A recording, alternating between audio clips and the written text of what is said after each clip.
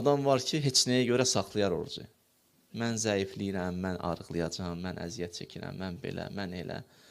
Bunlara görə orucu saxlamazlar. İnsan istəməlidir Allahdan ki, Allah nəsib eləsin, tutsun. Mən bu yaxınlarda bir ana rəhmətə getdi. Getdim onun ziyarət elədim evlərini. 85 yaşında rəhmətə getdi. Amma mənəviyyatlı insan olub da, deyir, gecə namazına qalxardı. Cavanlar, gecə namazına qalxırdı 11 rükətə. Sübhə qalxmayan bəzi cavanlar, hə?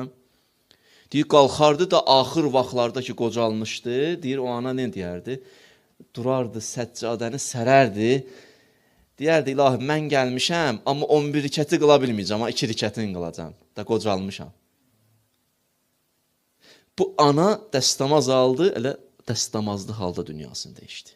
Bu, o kəslər üçün deyirəm ki, o cavanlar ki, belə alınmır, biraz elə, biraz belə, onlar üçün 85 yaşı var idi.